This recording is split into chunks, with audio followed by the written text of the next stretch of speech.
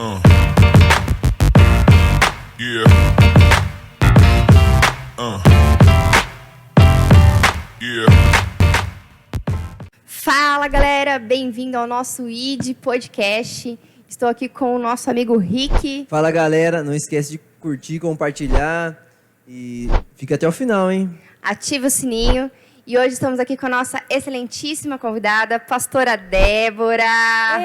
Seja bem-vinda, pastora. Pastora. A cobaia, é o que temos para hoje, gente. Muito obrigado pelo convite, é uma alegria estar aqui com vocês. E vamos embora. A alegria Faz toda pergunta nossa. aí. Fica aí, tá, gente? Não sai não. Não sai não. Vamos começar já assim para descontrair, né? Como que foi assim aceitar a ideia da nossa igreja quadrangular de Pedreira estar fazendo esse podcast, né? É uma novidade, é algo que vai gerar um tempo, mas qual a sua visão sobre isso? Amém. Gente, boa tarde, boa noite para você que está entrando aí. Para mim é motivo de muita alegria. Eu creio que hoje a internet é essa ferramenta, né, que ela deve ser usada à medida possível de o bem melhor para o Senhor, né? A gente tem dois lados que a gente pode estar usando, tanto para o bem como para o mal. E quando veio essa ideia, vamos abraçar, porque aonde fala do amor do Senhor, aonde a gente pode alcançar vidas, né? Vidas serem libertas através daquilo que o Senhor já fez em nós, né? De todos os testemunhos de vida, daquilo que o Senhor é para nós. Então, isso é uma ferramenta que, quando veio essa ideia, a gente falou, vamos abraçar. Né? As igrejas aí deveriam fazer isso porque engrandece o nome do Senhor. É por isso que nós estamos aqui. Então, para mim, vamos embora, vamos junto. A senhora assiste bastante podcasts? Assisto bastante, tenho acompanhado. E vários assuntos polêmicos, assuntos que eles abordam, que muitas vezes a gente está meio por fora. Então, é ótimo a gente estar assistindo, né, por várias pessoas, testemunhos, palavras, questionamentos. Então, eu gosto de assistir, sempre estou por dentro disso. A gente gosta dos assuntos polêmicos, né? A gente Nosso gosta. editor Edivaldo ali, ó, ele que gosta dos assuntos polêmicos. Isso aí. Mas vamos começar, de brando aí. Me conta um pouco pra gente como que é esse relacionamento seu com Deus, né? A gente sabe que foi desde criança, mas a gente sempre fala que, quando a gente é criança, a gente conhece o Deus do nosso pai, da nossa mãe, né? Mas quando foi que realmente a senhora conseguiu conhecer Deus, aquele Jesus que te levou para onde a senhora está hoje? Então, eu praticamente fui nascida na igreja, né? Eu tinha 5 anos de idade, minha mãe levou a gente para a igreja, a gente mudou para Jaguariúna, e o louvor atraiu a gente, né? O louvor tem o poder de atrair as casas, os vizinhos. E a gente morava 2 ruas para cima da igreja. Minha mãe escutou o louvor e começou a andar nas quadras até encontrar a igreja, né? A gente não tinha endereço, né? Antigamente não tinha telefone, não tinha GPS. Era andar nas ruas até encontrar onde estava saindo a canção. E ali a gente entrou nessa igreja em Jaguariúna, né? Nem lembro o ano, porque eu tinha 5 anos, mas hoje, nesse ano, faz 37 anos, né, que a gente é da mesma igreja. Nós somos da Quadrangular, onde foi a igreja que nos abraçou. Vocês sempre foram da Quadrangular? Sempre fomos da Quadrangular, né?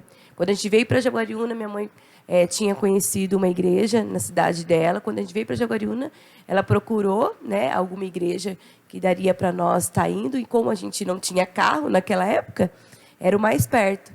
E aí a gente encontrou essa igreja 2 ruas para baixo e estamos nessa igreja quadrangular há 37 anos, né? Onde a gente cresceu na igreja, né? Criança, menino na escola dominical, depois fomos para os adolescentes, e depois fomos para os jovens, e depois fui para o grupo de mulheres, né? Até Deus encaminhar hoje para a gente estar aqui, né? Então foi tudo todas as fases. Todas as fases, né? Mas também tive minha fase muito difícil da adolescência, né? A gente sabe que os jovens não são fáceis, adolescente. Mas com todos os defeitos, todas as nossas fraquezas, de uma coisa eu falo, a gente tem que permanecer na presença, né? Que é Deus. Fui me convertir mesmo com 18 anos, né? Quando eu me casei, que daí eu encontrei o meu Deus, não o Deus da minha mãe. Minha mãe fez a parte dela. Ensina o teu filho no caminho que deve andar, para que quando ele cresça, ele não se desvie. Né? Ela ensinou o caminho. Mas eu fui encontrar com o meu Jesus depois dos 18 anos. Estamos aí, até hoje. Glória a Deus, né? Glória a Deus. Eu tenho uma pergunta. Sabendo o que você sabe hoje, de como é ser cristão, de tudo que você viveu, qual conselho que você daria para você quando estivesse começando, quando você estava começando? Para os novos convertidos. É permanecer no caminho, né, Henrique? Permanecer no caminho, porque quando a gente começa a andar, né, na presença do Senhor, as coisas não são fáceis. Porque o inimigo ele vai se levantar, porque ele vai fazer de tudo para nos desviar. Né, para a gente perder o foco. Nessa jornada de 37 anos, eu vi várias pessoas passar pelo Evangelho, várias pessoas se converter, mas por um problema de saúde, uma separação ou um desemprego, a pessoa se desviou. Né? Então, quando a gente encontra Jesus, ele sempre tem que ser o nosso foco. Se ele é o nosso foco, a gente vai permanecer até a vinda dele.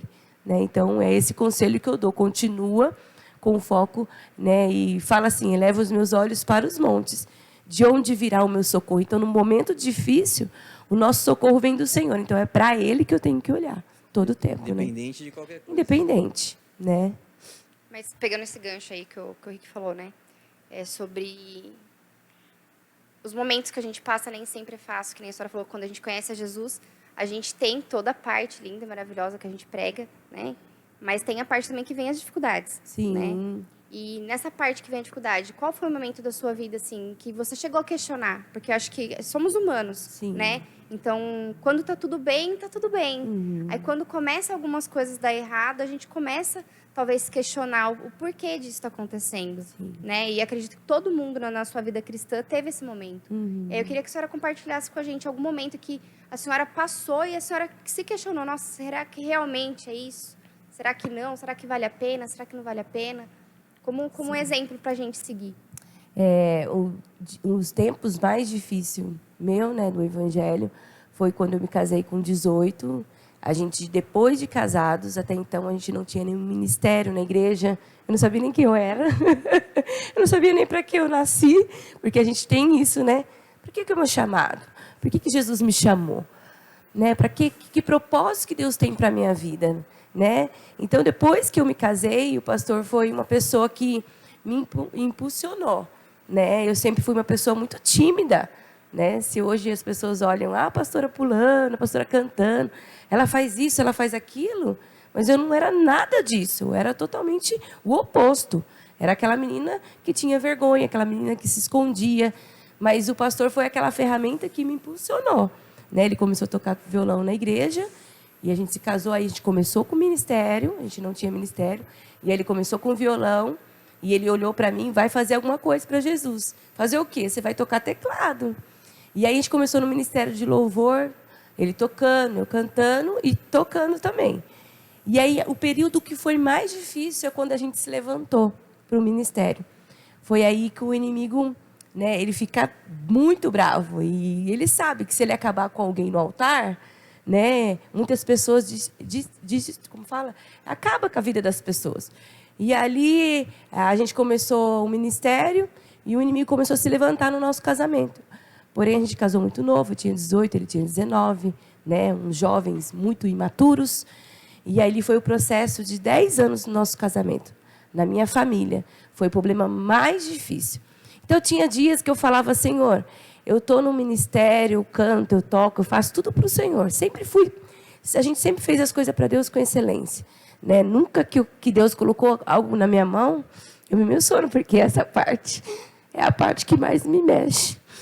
Então, foram 10 anos de muita luta, né, no nosso casamento. Foram momentos que eu falava: Deus, eu estou fazendo tudo para o Senhor. Quando a gente faz para o Senhor, a gente questiona, porque a gente faz com amor. A gente não está levando uma vida errada. A gente está levando uma vida que está envergonhando o nome do Senhor. Muito pelo contrário. A gente está levando uma vida que está exaltando o nome do Senhor. Então, por que o Senhor permite isso no meu casamento? Porque o Senhor permite isso dentro da minha família. Então, foram dias de muita luta. Né? E o pastor sempre um gênio muito forte. E as pessoas falavam: larga dele, desiste. né? Você não precisa passar por isso. Mas eu sabia o Deus a quem servia. Porque eu cria que o Deus que estava na minha vida ia transformar a vida dele, né? Assim como ele me impulsionou para o ministério, eu era dele e ele era meu. Então, a gente se completa. Então, se hoje eu sou pastora, é porque eu tenho um pastor. Então, a gente é um só. É a Débora do Marcelo e o Marcelo da Débora. Mas aí a gente via que as pessoas falavam, deixa quieto isso daí. Eu já tive muitas oportunidades de um divórcio. Mas eu olhava para Deus e falava, Senhor, a minha vida pertence ao Senhor. Tudo que eu estou fazendo, eu sei que eu estou semeando e eu vou colher, né? Então, tudo que você faz com amor para o Senhor, não para você, Deus, ele trabalha. Então, foi a área mais difícil da minha vida, foi no meu casamento. E é essa área que a gente mais ajuda hoje as pessoas. As pessoas nos procuram, porque conhece a nossa história, né? Sabe, a igreja sabia de todo o processo que a gente passou. Então, a igreja viveu o que a gente viveu e hoje a igreja sabe quem nós somos, porque foi através de muita oração, a presença de Deus no meu lar, que a gente venceu. Então, a família foi a parte mais difícil, né? Da minha jornada, que hoje eu posso contar que foi um milagre. Se hoje eu e o pastor estamos no altar, porque nós somos um casal de milagres, né? Se você aí conhece nós, comenta aí, gente. Fala aí, amém? Porque tem muitas pessoas que conhecem da nossa história. E a gente pode dizer que Deus fez uma obra e todo mundo que me procura, eu falo, não desista. A não ser que a pessoa não queira, né? O pastor quis a transformação. O pastor quis a nossa família também, e eu também. Então, os dois lutamos para que hoje a gente estivesse aqui. Se um dos dois não quisesse, aí, né, nem Deus pode fazer quando a pessoa não permite que ele transforme. Amém?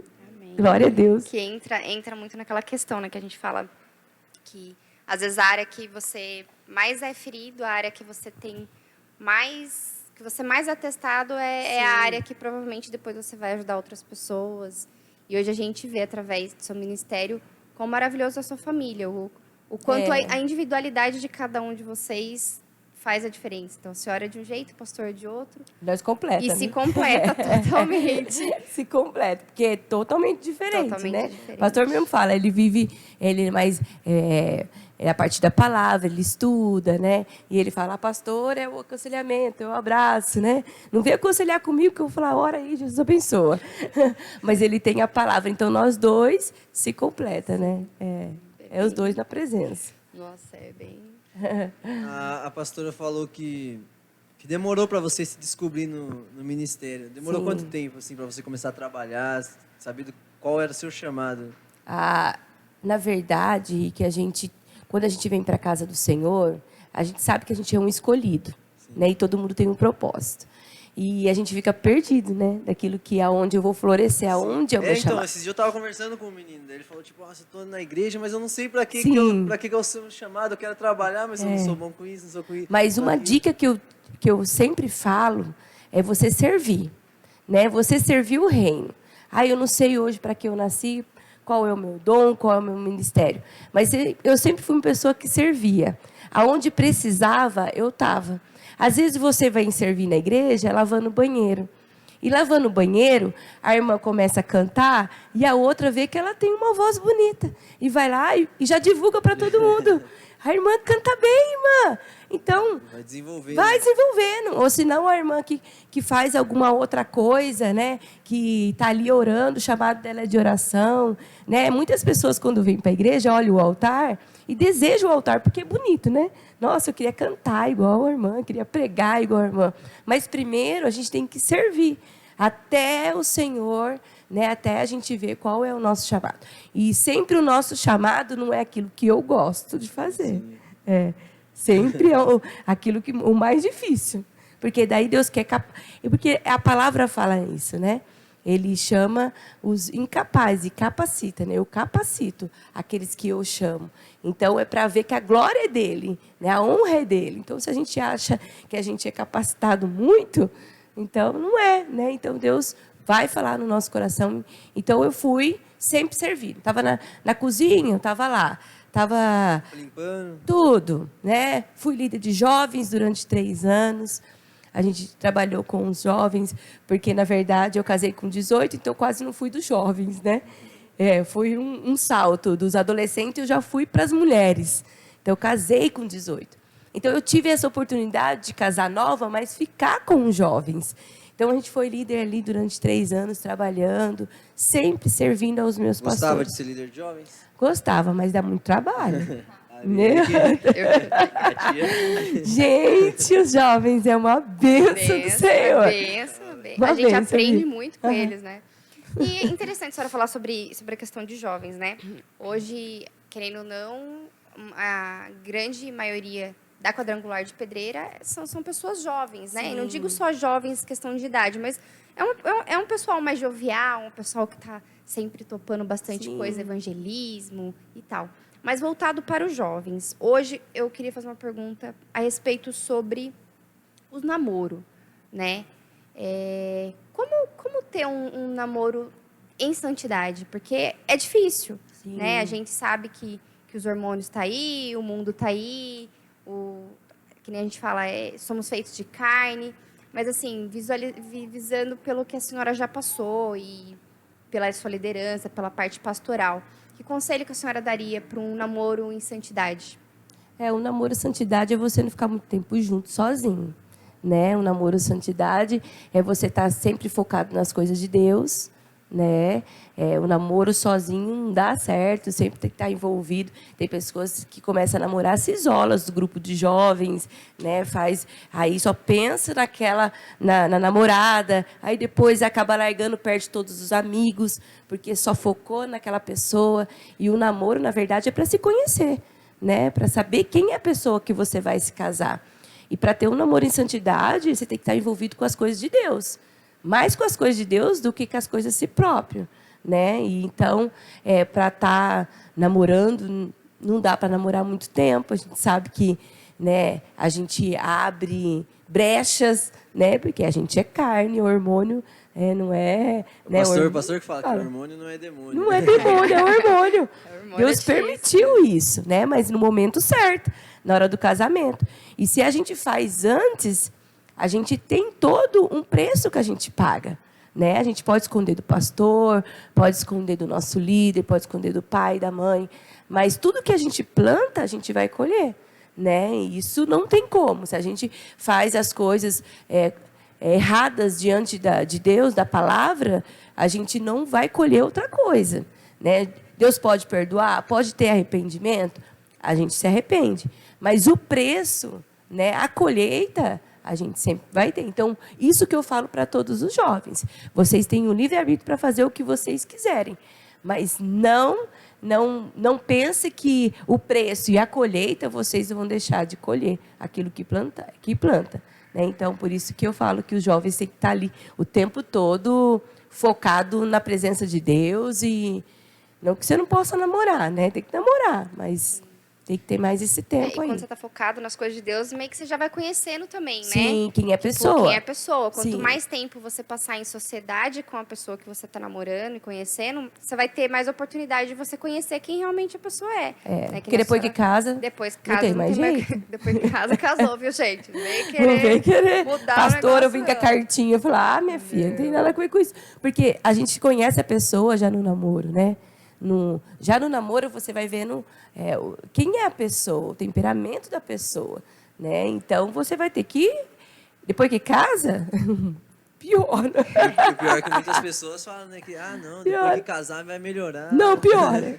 Piora porque tem conta para pagar, né? Tem as coisas, a responsabilidade, que muitas vezes é do pai e da mãe, você está ali, né, com o seu dinheirinho, mas agora é a tua responsabilidade. Então... não é para casar para fazer sexo, não. Porque depois que casa... Não é só isso, né? Não é só isso, não. E a gente também fez algumas perguntas com pessoas que queriam tirar algumas dúvidas. Aí a gente vai lançar aí para você uma perguntinha para você estar respondendo. Gente, faz pergunta fácil, hein? Vocês não vão ver. Olha. Se prepara. Senão depois vocês vão ver comigo. Vamos lá. Pega leve aí, gente. Paz, pastora.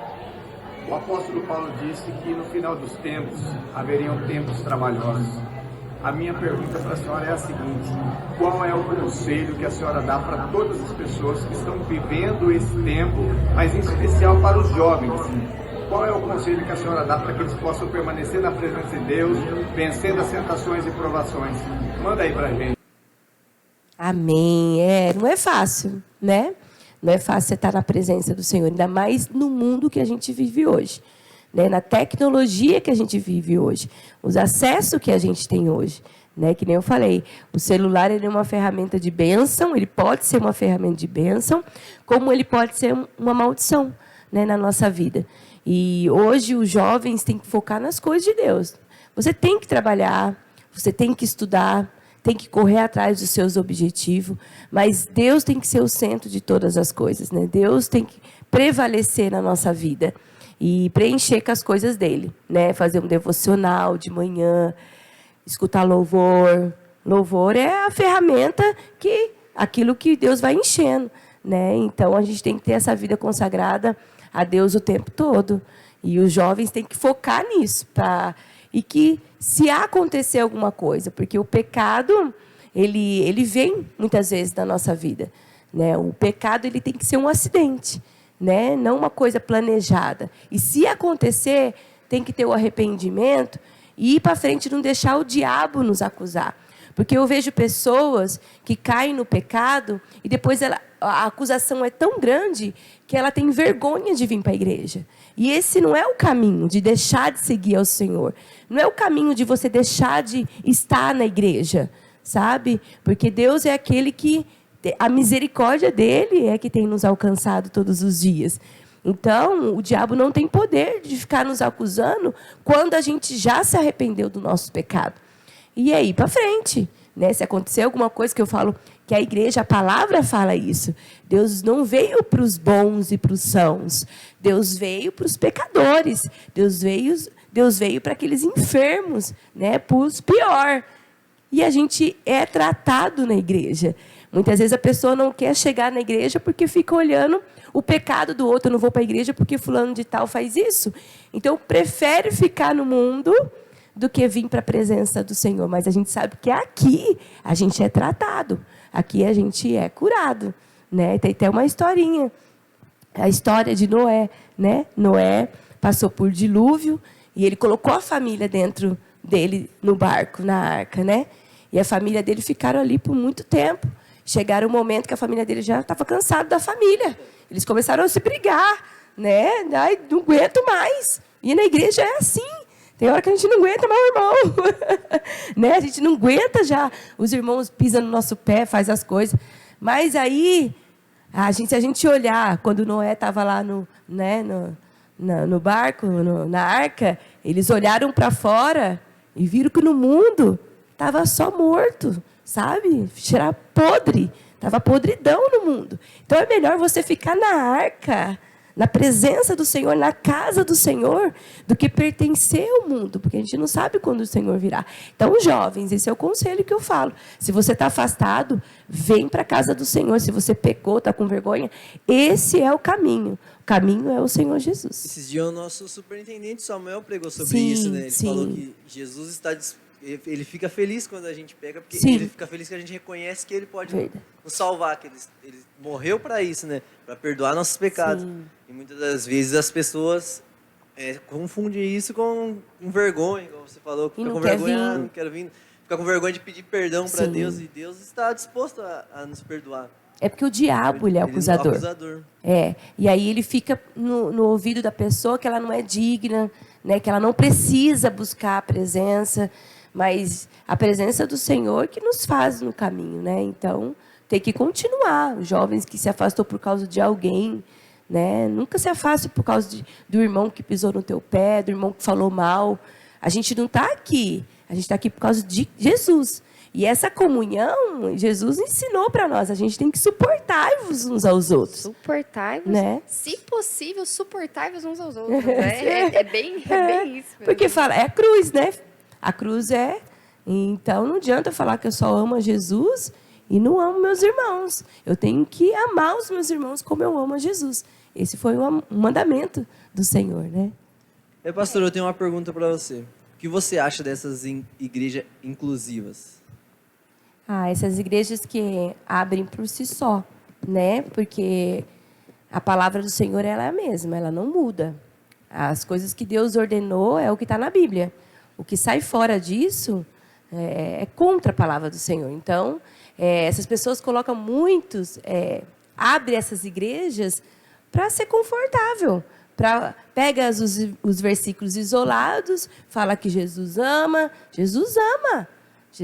mas Deus odeia o pecado. Ele já fala na palavra. Ele ama o pecador, mas ele odeia o pecado. A prática do pecado, Deus odeia. Então, essas pessoas abrem essas igrejas para não ser confrontado dentro de uma igreja que prega a verdade. Porque se você está numa igreja que prega a palavra de verdade, você vai ser confrontado com o teu pecado. Né? Você vai se sentir, não vai se sentir de rejeitado, porque a palavra do Senhor, ela confronta e ela te põe para cima, entendeu? É para você sentir o arrependimento e não pecar mais. Então, a palavra veio para isso, para trazer conserto. E, às vezes, a pessoa não quer sair do pecado, então ela vai fazer a palavra... Tem umas exceções. Abrir para ela o que ela gosta de ouvir. Né? Mas eu acredito que quando está contra a palavra, a pessoa não tem paz. Porque quem dá paz no nosso coração é o Espírito Santo. E se o Espírito Santo habita em mim, o Espírito Santo ele não habita em templo sujo. Né? Onde tem pecado, o Espírito Santo não peca. O Espírito Santo é limpo, é purificado. Então, se o Espírito Santo está em mim, né? Então eu não tenho como errar. Eu erro, mas ele vem e fala assim, não faz isso não. Eu não posso permanecer no mesmo pecado, sabendo que é pecado. O pecado é um acidente, de novo, né? Então eu não posso permanecer no pecado.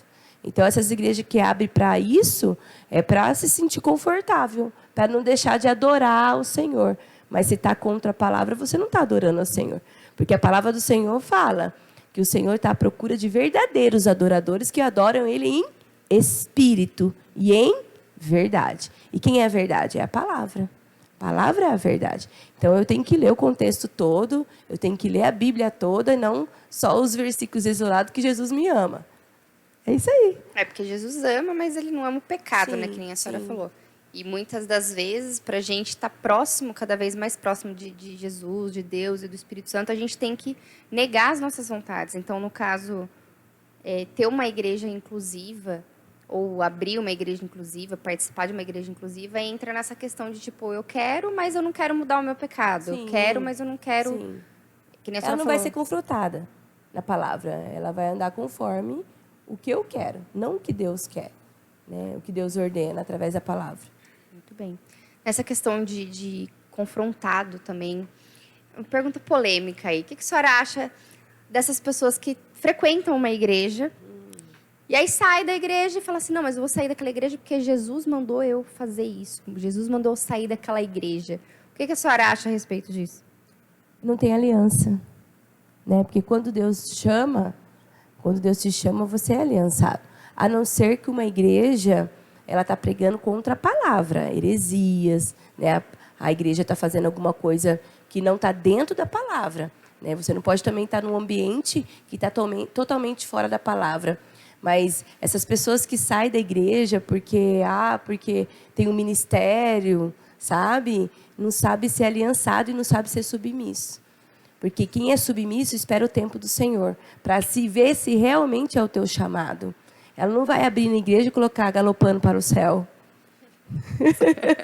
Tem igreja galopando para o céu. Ah, Jesus me deu um nome, foi revelado. Eu não creio que é assim as coisas, sabe? É igual o seu médico. O médico que ele é, ele vai lá e estuda, ele faz uma faculdade, medicina, para ele exercer uma função e depois fazer aquilo que ele foi ordenado, certo? Ele vai... Ser pastor, eu não posso colocar o nome de pastor. Acordar um dia e falar, não sou pastor. e vou... Mas nem teologia fez. Nem foi consagrado a ser pastor. Agora, o que denomina você ser pastor ou não, o que é? Alguém que te denomina isso? Isso Estudo, não é funciona? só a teologia. Tem gente que estuda teologia e se acha que é pastor. Ser pastor é um chamado, né? E ser chamado para ser pastor, você precisa fazer teologia, né? Igual ser um médico. Eu vou ser médico, mas não quero estudar. Você vai fazer tudo errado. Então, você vai ser pastor? Teologia. E aí, teologia, vamos ver se é o chamado. Né? Eu não posso me auto-titularizar. Eu tenho que ver se é o chamado do Senhor. Aí você fala para mim, pastora, mas como que a pessoa vai abrir uma igreja e sai da igreja, abre uma igreja, e vai dar certo? A gente vê os frutos. Se ela está gerando frutos, se é da vontade do Senhor, se ela não se precipitou para aquele chamado.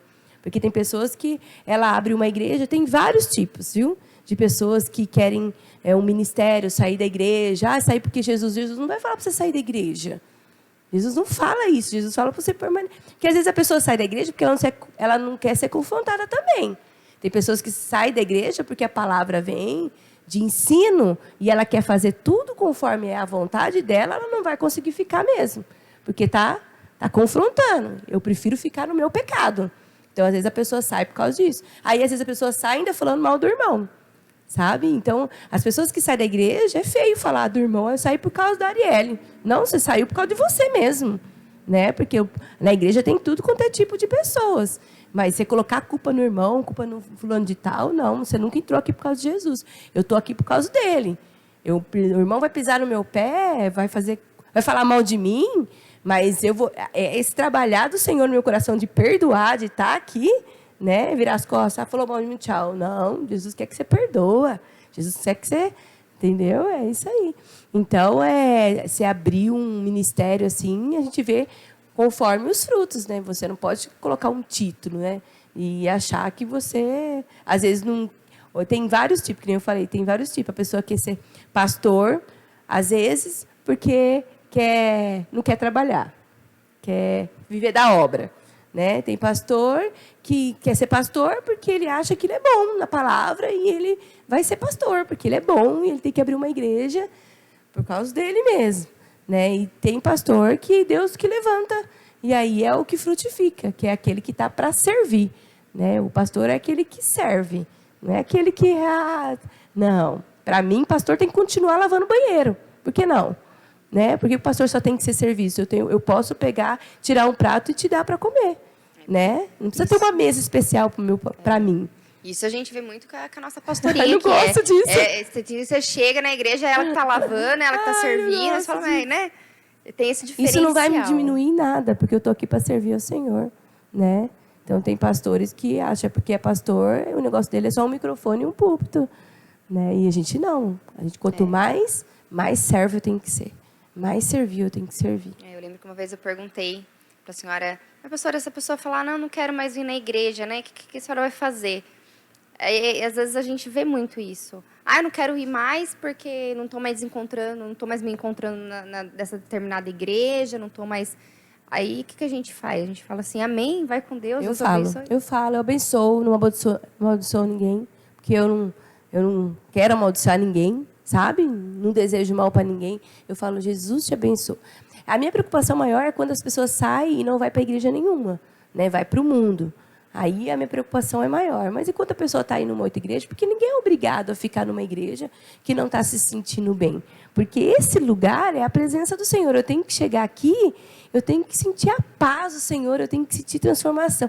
Tenho que sentir alegria onde eu estou. Porque é o meu alimento da semana todinha. Eu vou continuar na segunda, na terça, na quarta, na quinta. Quinta eu vou vir de novo. Vou continuar me alimentando da palavra. Vou estudar aquilo que o pastor pregou no domingo. Será que é verdade? Vou conferir o que o pastor falou, se é verdade.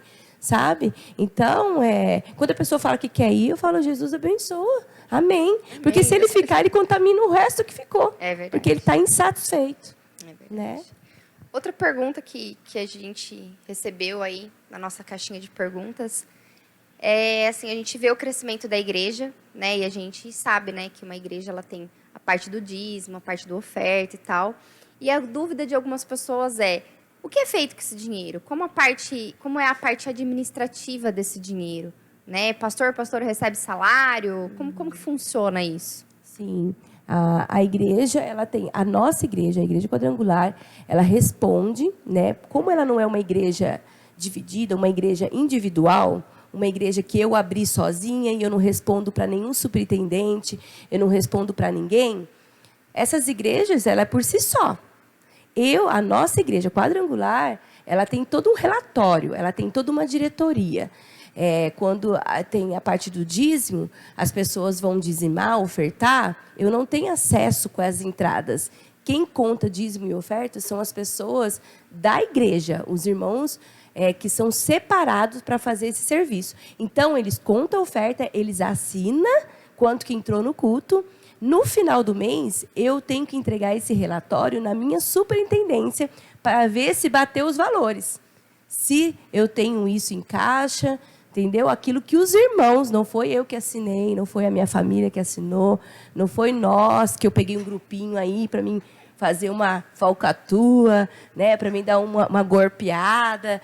Então, não. Quem conta a parte administrativa da igreja são os irmãos da própria igreja.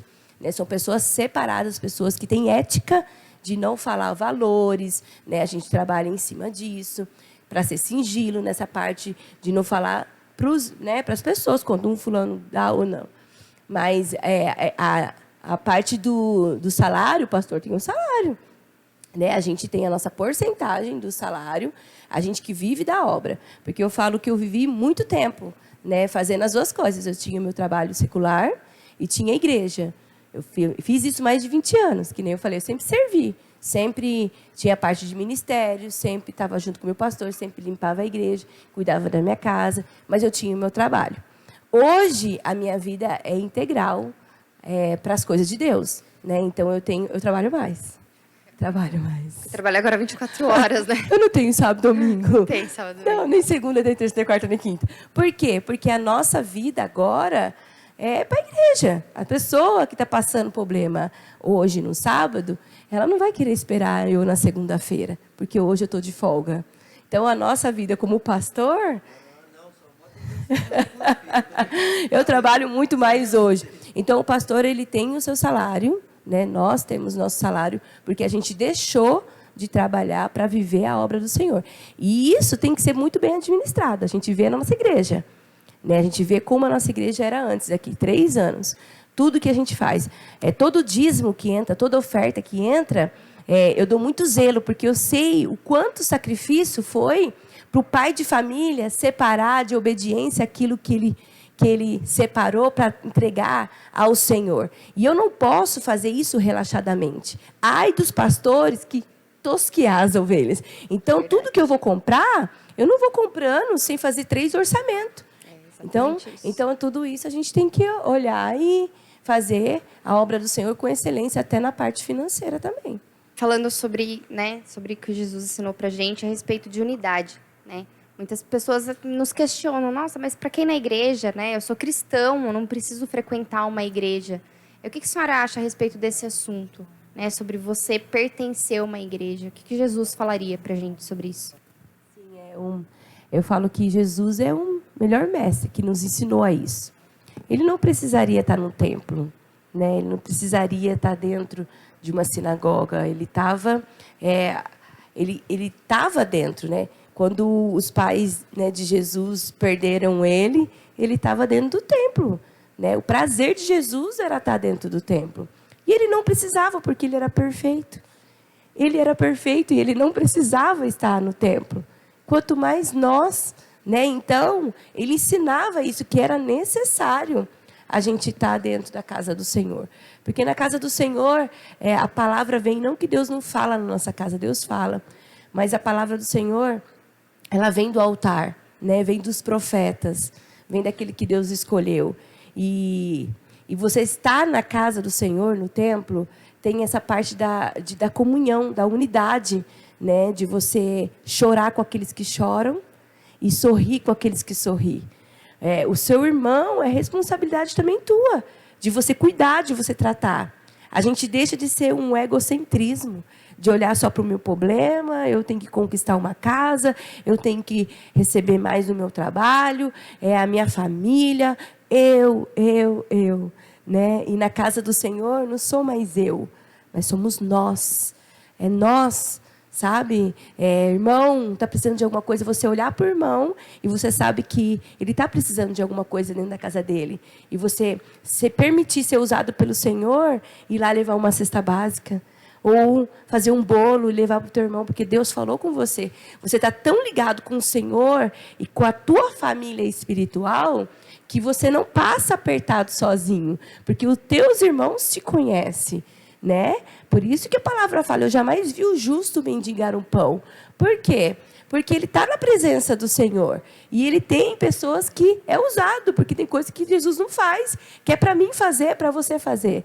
Entendeu? Então, tem coisa que Jesus não pode jogar o arroz lá de cima, né? Não pode jogar uma conta paga de energia para uma pessoa que precisa, né? Uma roupinha para um agora que está fazendo um inverno, e você ir lá comprar uma roupa e dar para a criança, que a mãe tem 3 filhos e está passando apertado. Então, se você ficar na tua casa, você não vai ter essa sensibilidade de cuidar um do outro. Por isso que Deus fala isso, né? Jesus veio caminhando e ali ele atraía pessoas. Ele estava com pessoas, ele não era uma pessoa isolada. Ele não é uma pessoa sentada no trono, né? Só mandando, só discipulando e pregando o evangelho. Não, Jesus sentava na mesa com os pecadores, sentar numa mesa na Santa Ceia. Não é só vir no culto de ceia, cear com os meus irmãos, eu estar aqui todos os dias fazendo a minha parte com Deus e com os meus irmãos. Então, é essa comunhão que Deus deseja com a igreja de Cristo. Uma igreja em unidade, ela vence. Uma igreja que tem amor, ela vence. Mas uma igreja onde só tem concorrente, uma igreja onde só a pessoa só fala mal um do outro, o ministério ele não cresce. Né? O ministério ele não expande, porque Deus não habita no meio de confusão. Deus habita no meio de amor. Né? Então, é isso que eu falo.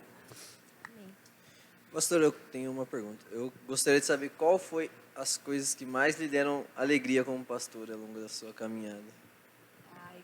No começo? No começo? É? Tudo. Gente, só faz 3 anos, né? Na verdade, a gente foi pastores auxiliares durante 4 anos, né? E Deus nos escolheu para ser pastor, agora faz 3 anos que é pastor titulares, porém muitos novos, né? A gente fala assim, pastora de Pedreira, os pastores lá são muito novinhos, acho que não dá certo. Mas eu acredito que quando Deus chama, isso não era a minha vontade, quando Deus chama, é Ele que vai capacitar. É aquilo que você falou, né? Ele capacita. Sim, é Ele que faz o caminho e a gente só obedece a voz. Então, quando Deus nos chamou, a gente só obedeceu à voz do Senhor. Não era aquilo que a gente desejava, né? Mas, quando é do coração do Senhor, transforma em amor.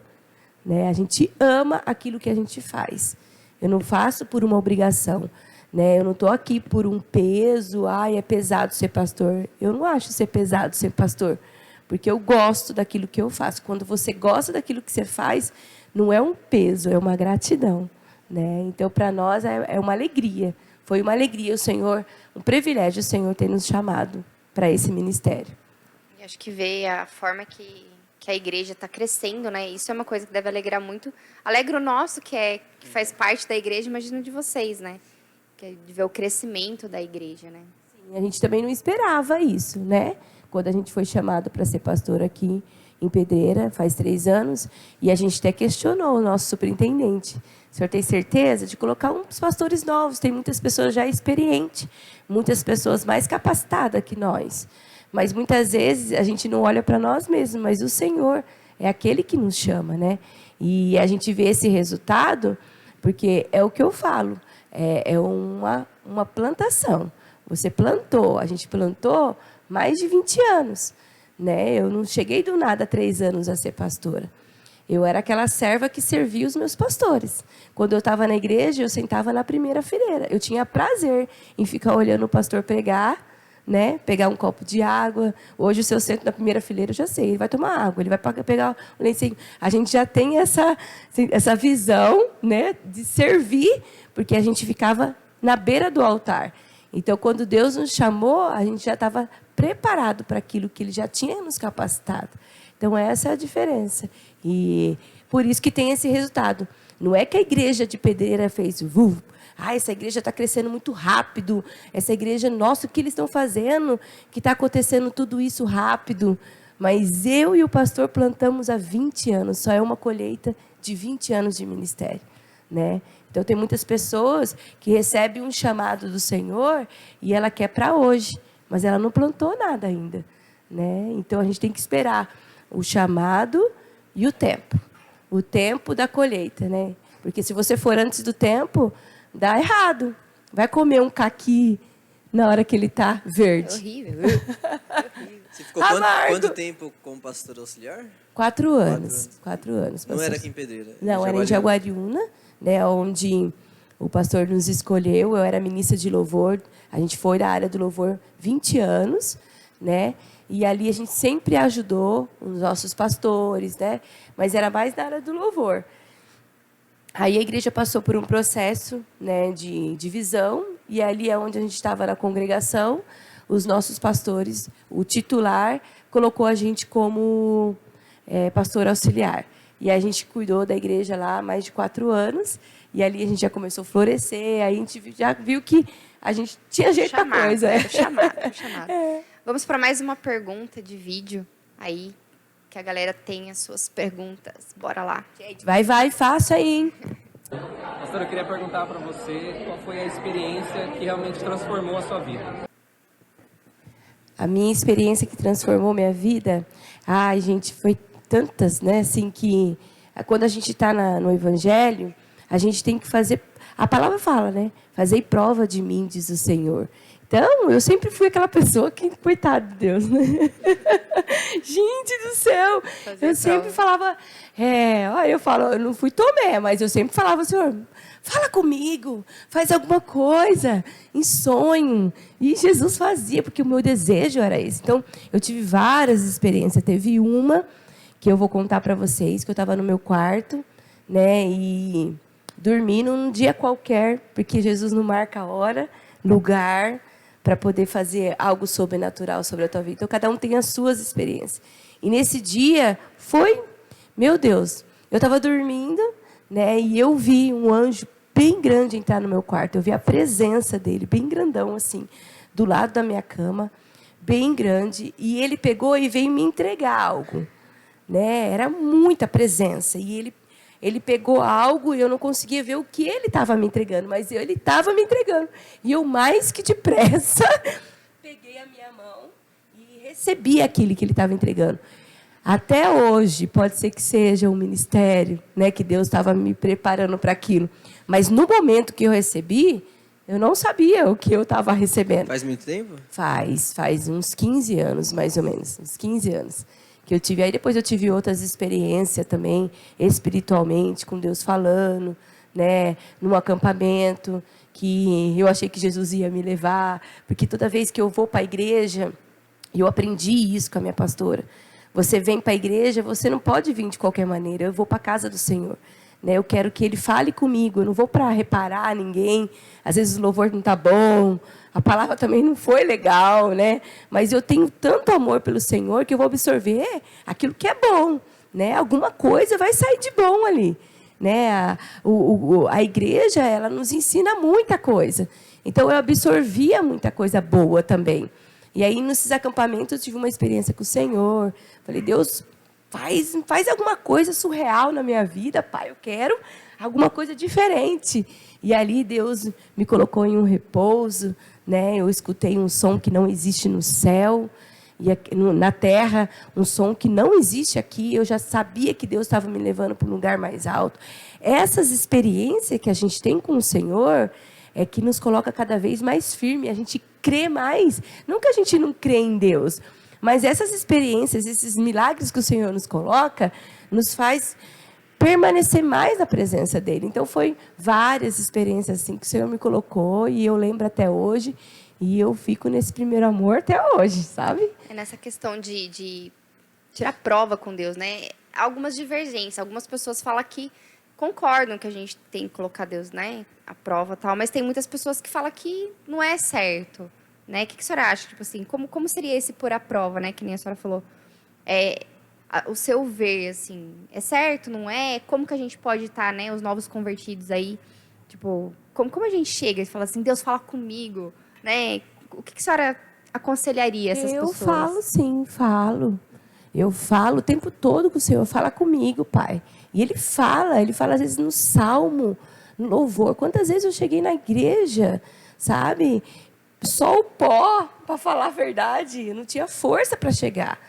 Mas eu estava ali. Se fosse olhar para o meu eu, para o meu querer, eu ficava na minha casa. Porque os piores momentos da nossa vida, a gente não quer ver os irmãos, a gente não quer sair de casa, a gente quer puxar a coberta, o travesseiro e ficar ali no nosso escondidinho. Mas aí o diabo fica louco quando a gente sai de casa, toma um banho e vem para a casa do Senhor. Porque ele sabe que a palavra vai vir de encontro. Dificilmente, quase nunca.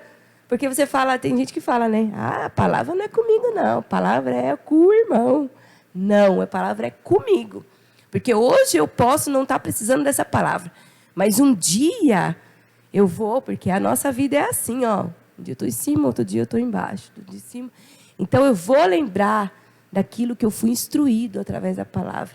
Então é o que vai fazer eu permanecer. Então eu faço assim, eu saio da minha casa já falando. Jesus, fala comigo. Sabe? E todo mundo tem que sair de casa com um propósito.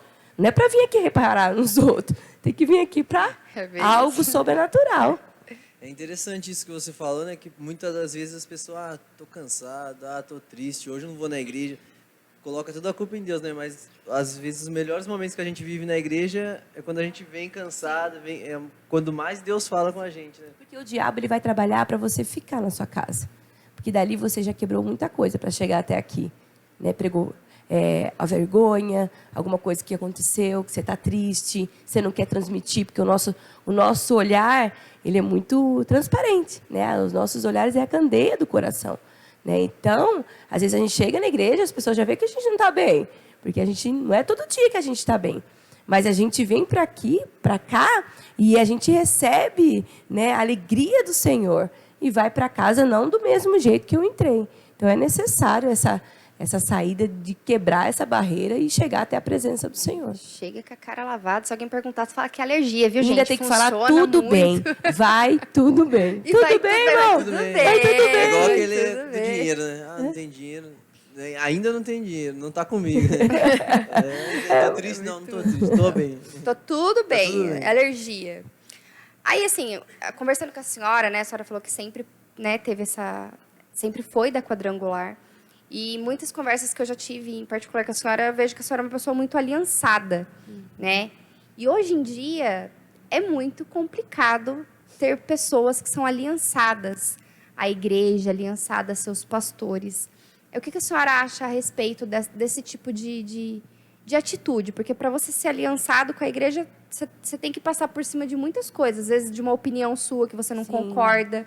Como que é hoje ser uma pastora, ter os seus liderados, ter seus grupos missionários, mas aliançados com a igreja quadrangular? Sim, é isso que eu espero, porque é isso que eu fui. Né? Eu sempre fui uma pessoa aliançada, primeiramente com o Senhor e aliançada com os meus líderes e pastores. Às vezes não concordava com as coisas, né? Porque as opiniões são diferentes. Mas eu sempre fui submissa, porque Deus é Deus de aliança. Deus não quebra aliança, e esse é um dos princípios. Isso já veio lá desde o início. Lúcifer, né?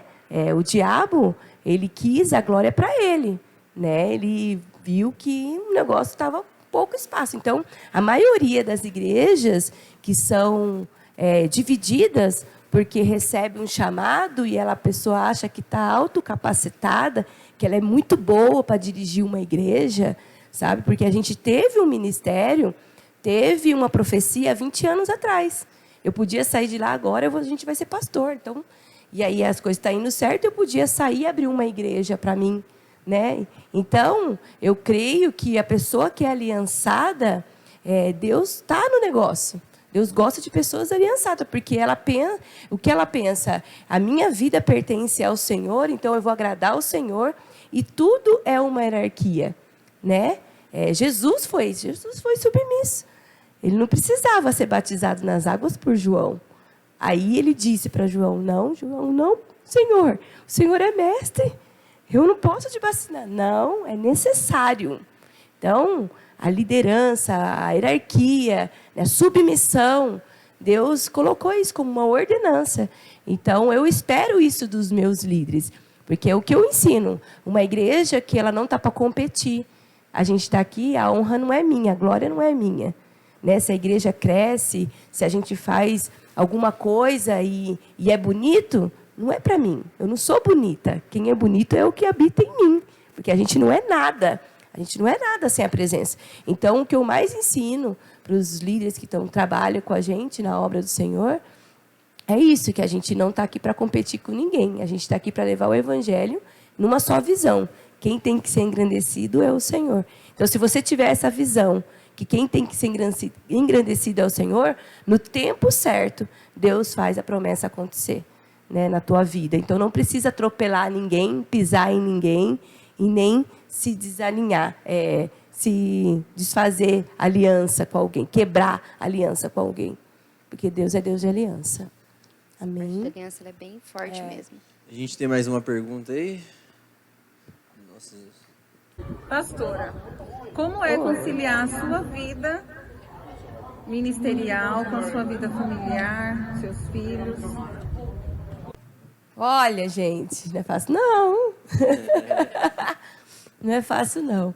Mas Deus vai nos capacitando, né? Porque a gente sabe que a primeira igreja é a minha casa.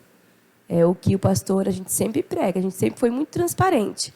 Né? Se for para mim subir no altar para ser uma pessoa que eu não sou na minha casa, eu não vou subir. A gente tem que ser verdadeiro naquilo que a gente é, dentro da nossa casa, com os nossos filhos. Porque quem me conhece são os meus filhos e o meu esposo. Quem conhece eles sou eu. É quem mora dentro da casa. E a gente faz o que a gente faz com amor as coisas. Eu cuido dos meus filhos, na medida do possível. A gente não é 100%, né? Mas a gente está ali dando prioridade com as coisas. Eu tenho meu tempo com a igreja.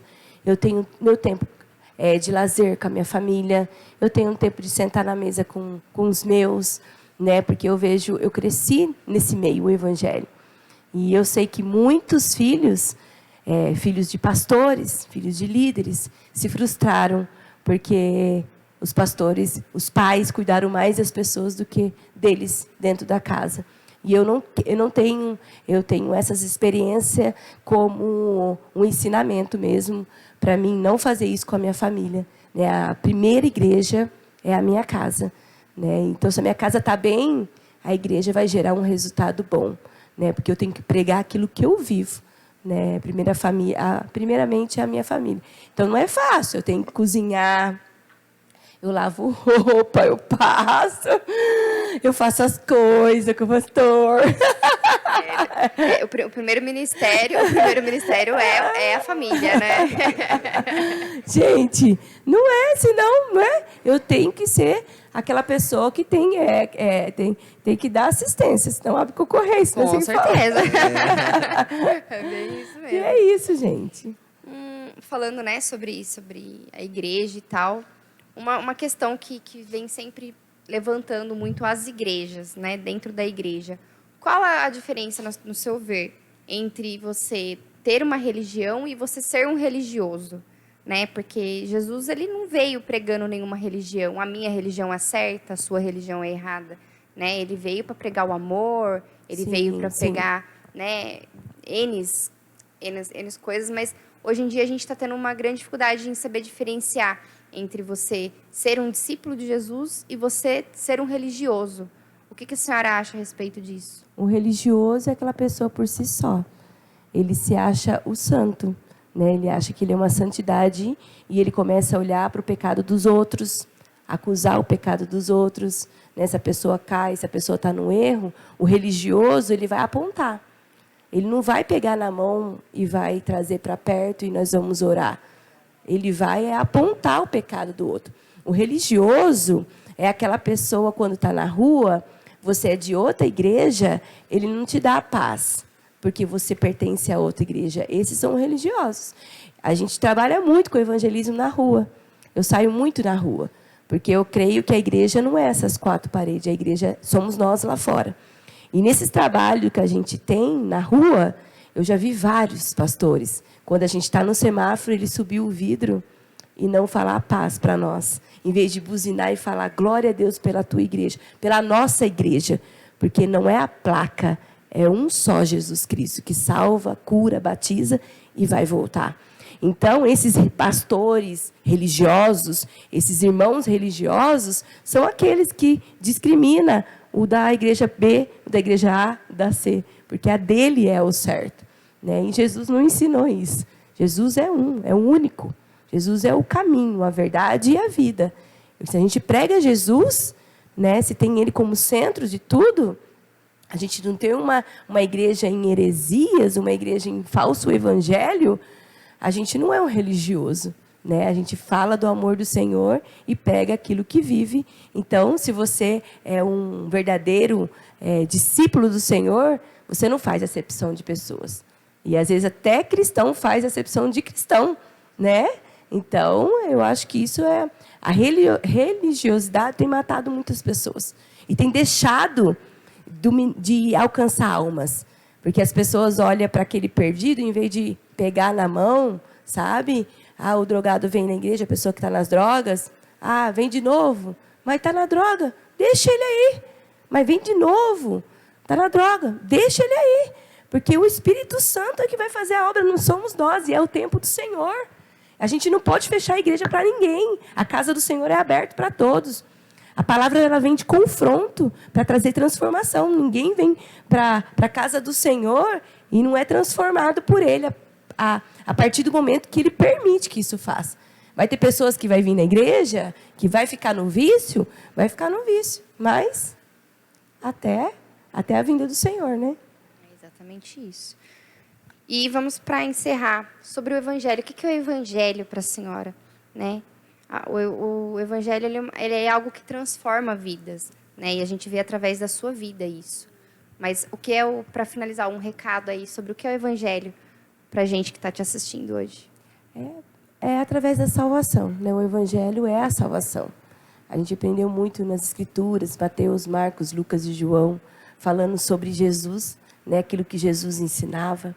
E Jesus ensina para nós a ser parecidos com Ele.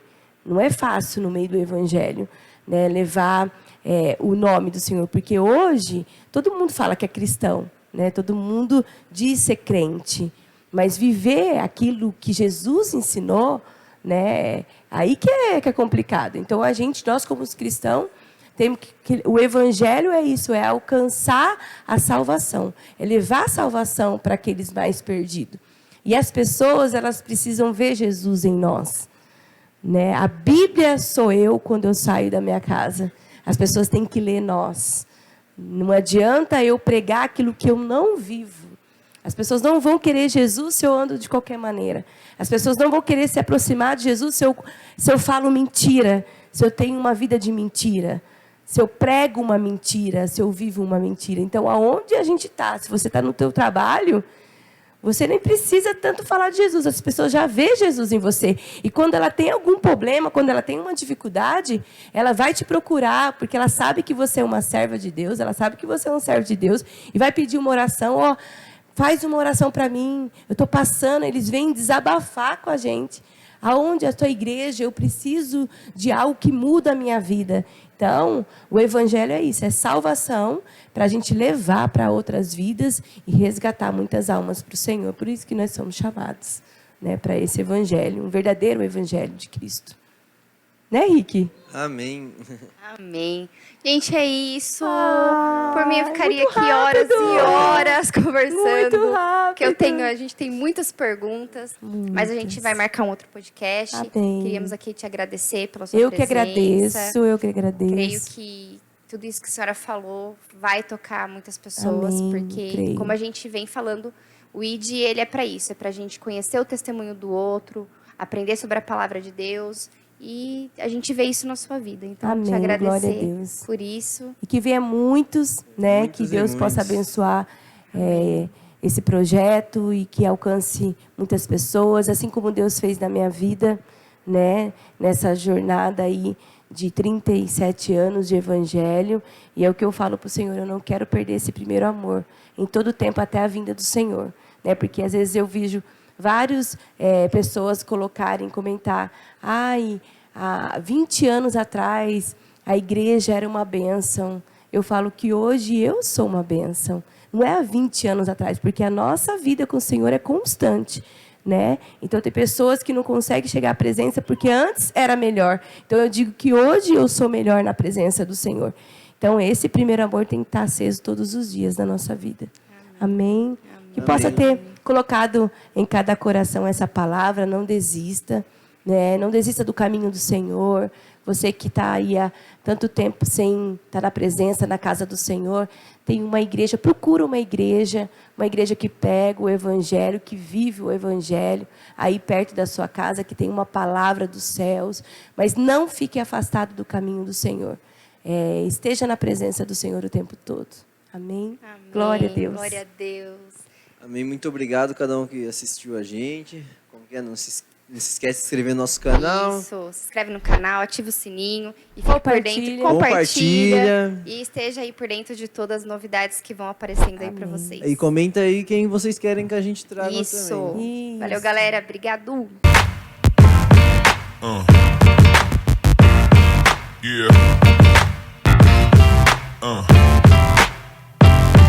Yeah.